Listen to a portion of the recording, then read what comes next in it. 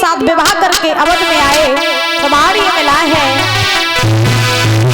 विवाह कर और अवध में आए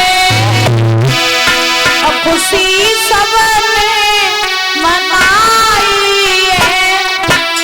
विवाह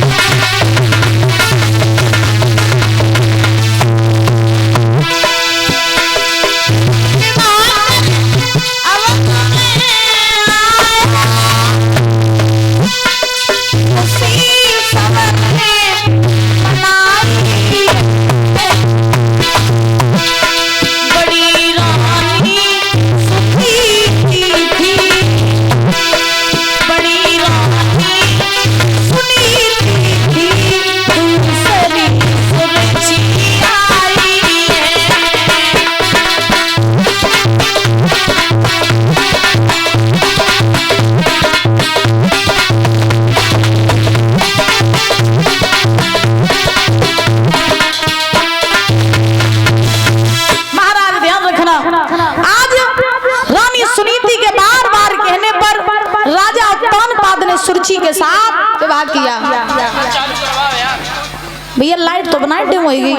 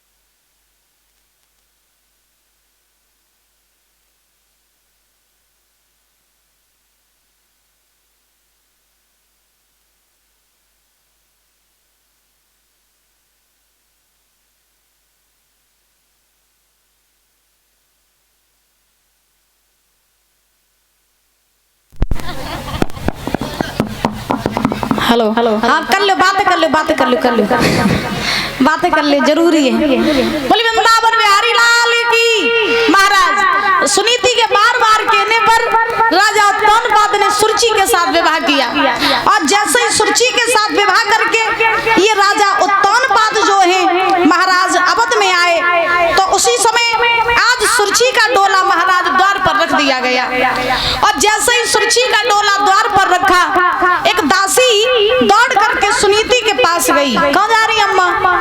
बैठ बैठ जाओ। हाँ तो भाई छुट्टी ऐसे नहीं करिए, जब हमारी छुट्टी हुई तो वही तुम्हारी हुई है। जब पंडाल में मेरो मन तुम्हारी मारे लगो रहा था। हाँ बोलो राधे राधे और जोर से बोलो। बोली वृंदावन बिहारी लाल की। महाराज आज रानी सुनीति के पास में एक दासी गई और दासी ने जा करके सुनीति से कहा बोले महारानी जल्दी मेरे साथ चलो, आपकी छोटी बहन जो है उसका डोला द्वार पर आ गया है। तो जैसे ये बात सुनी महाराज सुनीति ने कि मेरी छोटी बहन का डोला द्वार पर आ गया तो सुनीति ने देरी नहीं की, आरती का थाल सजाया और आरती का थाल सजा करके ये सुनीति जो है महाराज सुरुचि के डोले के पास जा पहुंची और जैसे ही सुरुचि के डोले के पास में सुनीति पहुंची दासी ने सुरुचि से कहा हे रानी आप डोला से नीचे उतर के आओ, आपकी बड़ी बहन आपके स्वागत के लिए खड़ी है। डोला से नीचे उतरा। सुरुचि ने जब बात सुनी बड़ी रानी हम आए नहीं पाए, हम तो पहले जब बड़ी बहन कहते आई। सुरुचि ने दासी से कहा ले दासी मेरी कोई बड़ी बहन नहीं है। कौन बड़ी बहन? किसकी बड़ी बहन? दासी ने कही तुम्हारी बड़ी बहन महाराज की पहली पत्नी सुनीति, महाराज की बड़ी रानी। अब जो सुरुचि ने जब बात सुनी कि महाराज की पहली रानी एक और है, देशराज भैया जी की तरफ से ये 100 रुपए आए हैं, बहुत बहुत धन्यवाद है।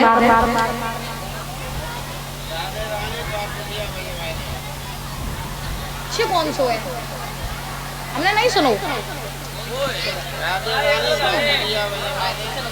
बोली बोलिए बिहारी लाल की।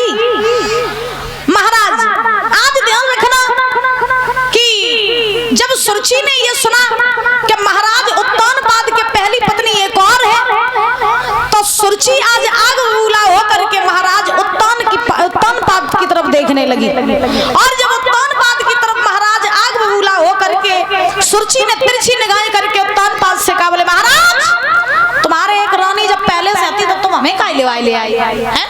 और तुमने हमारे साथ में छल किया, हमारे साथ तुमने धोखा किया। तुम अगर मुझे पहले बता देते कि तुम्हारे एक रानी है तो हम तुम्हारे साथ विवाह नहीं करते। महाराज तुमने बहुत बड़ा धोखा किया मेरे साथ।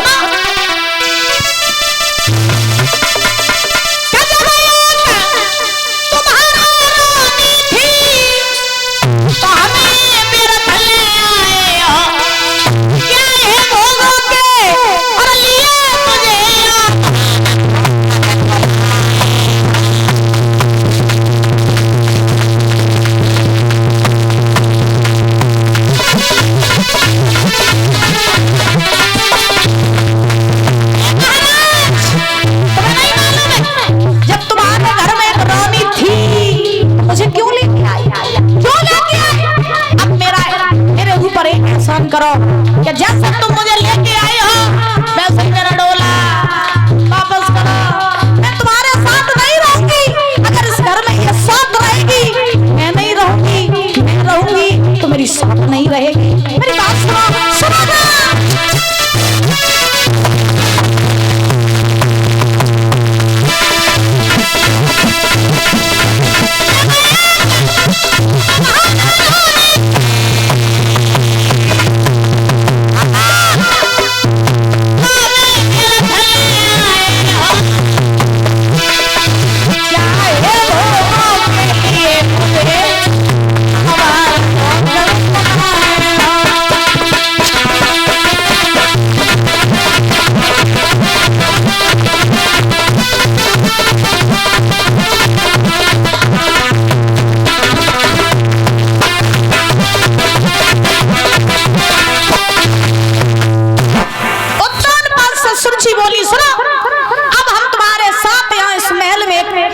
अगर इस घर में ये सौत रहेगी तो मैं नहीं रहूंगी, मैं रहूंगी तो ये नहीं रहेगी। इसे यहाँ से भगाओ, नहीं तो मेरा डोला वापस करो। जो सुनीति ने ये बात सुनी सुरुचि की, सुनीति आज सुरुचि के पास आई, हाथ जोड़ के बोली, बहना ये धन दौलत राज्य पाट सब कछु तुम ले लो, हमें कछु नहीं चाहिए। अगर तुम्हारा डोला वापस हो गया तो मेरे महाराज कहीं समाज में मुंह दिखाने के लायक नहीं बचेंगे। ये राज्य पाट सब कुछ तुम ले लो, मुझे कुछ नहीं चाहिए। मैं तेरी दासी बन के रह लूंगी, मैं तेरे बच्चे को खिलाती रहूंगी और तू जैसा कहेगी मैं वैसा काम कर लूंगी, लेकिन डोला वापस न करवाओ। वृंदावन बिहारी लाल की।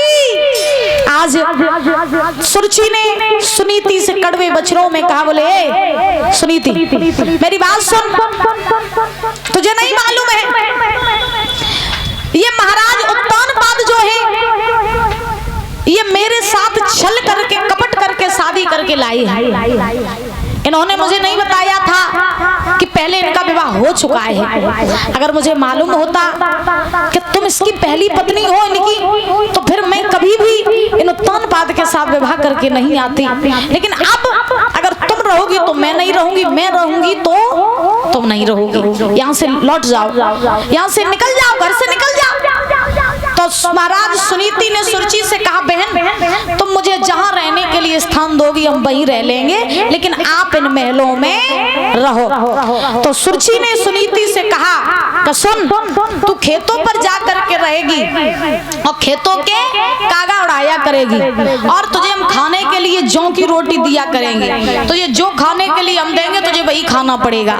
सुनीति ने कहा ठीक है, तो तुम जैसे मुझे रखोगी बहन हम वैसे ही रह लेंगे, जो खाने को दोगी हम वही खा लेंगे, लेकिन आप डोला वापस न करवाओ। उसी समय आज महाराज सुरुचि ने आते ही आते सुनीति को घर से बाहर निकाल दिया। सुनीति ने आज दासियों के वस्त्रों को धारण किया और महाराज एक पोटरी बांधी अपने वस्त्रों की और महाराज पोटरी बांध करके आज महाराज सुनीति जो है खेतों पर जाने के लिए चली हैं। राजा उत्तानपाद ने सुनीति से कहा, कहो रानी, हमने तुम्हें रोका था ना कि तुम हमारी दूसरी शादी न करवाओ, लेकिन तुमने हमारी एक भी बात नहीं मानी और तुमने मेरी शादी करवा करके देखो खुद की बर्बादी करवा ली।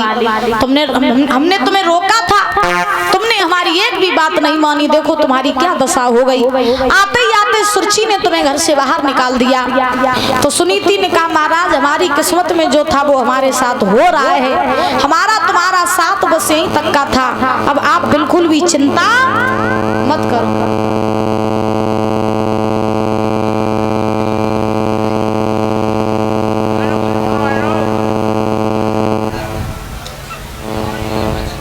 वृंदावन बिहारी लाल की।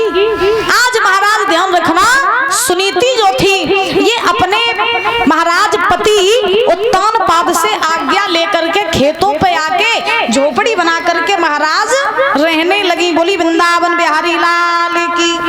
जैसे ही महाराज सुनीति खेतों पर झोपड़ी बना करके रहने लगी, इधर महलों में सुरची जो है उत्तानपाद के पास रहने लगी। समय का खेल देखो कि महाराज संतान एक भी रानी के गर्भ से नहीं हुई। जो सुनीति महाराज उत्तानपाद की पहली पत्नी, उनके गर्भ से काउ संतान ने जन्म नहीं लो। और उत्तानपाद जो दूसरों ब्याह करके सुरची के संगे आए तो महाराज सुरची के भी गर्भ से किसी संतान ने जन्म नहीं लिया। अब महाराज सुनीति जो है खेतों पे झोपड़ी बना करके रह रही है। धीरे धीरे धीरे धीरे समय बीत रहा है। एक दिन सुनीति ने आधी रात का समय है, मन में विचार किया कि मैं जी किसके लिए रही हूँ। न मेरे पास मेरे पति हैं, न मेरे गर्भ से किसी संतान ने जन्म लिया, न कोई घर का है, न कोई बाहर का है, तो मैं जी करके कर क्या रही हूँ, मुझे मर जाना चाहिए। तो सुनीति आधी रात के समय मरने का विचार बना करके और महाराज जंगल के लिए चली। और जब चली है तो कैसे जा रही है सुनीति, अपने पति की याद जा रही, आंखों में आंसू।